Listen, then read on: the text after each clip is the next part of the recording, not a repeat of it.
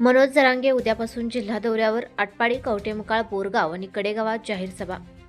मराठा आरक्षणाच्या लढ्याला गती देण्यासाठी मराठा आरक्षण आंदोलनाचे नेते मनोज जरांगे पाटील रविवारपासून 2 दिवस सांगली जिल्ह्याच्या दौऱ्यावर येत आहेत. या दौऱ्यादरम्यान जिल्ह्यात ठिकठिकाणी त्यांच्या जाहीर सभांचे आयोजन करण्यात आले आहे.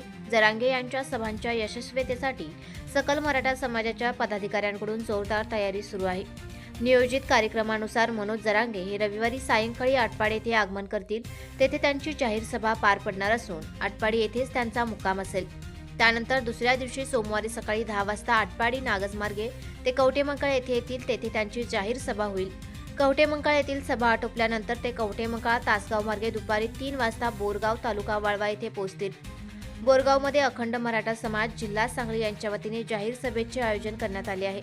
बोरगाव येथील सभा संपवून ते सायंकाळी बोरगाव देवराष्ट्रीय मार्गाने कडेगाव येथे पोहोचतील. कडेगाव येथे त्यांची जाहीर सभा पार पडणार असून त्यांचा मुक्काम कडेगाव येथेच असणार आहे. या दौऱ्याच्या पार्श्वभूमीवर जिल्ह्यात मराठा समाजातील नागरिकांमध्ये मोठी जनजागृती करण्यात येत असून ठिकठिकाणी कोपरा बैठका व नियोजनांचे सत्र सुरू आहे. जरांगे यांच्या सर्व सभांना मराठा बांधवांनी मोठ्या संख्येने उपस्थित राहावे असे आवाहन सकल मराठा समाजाच्या पदाधिकाऱ्यांकडून करण्यात आले आहे.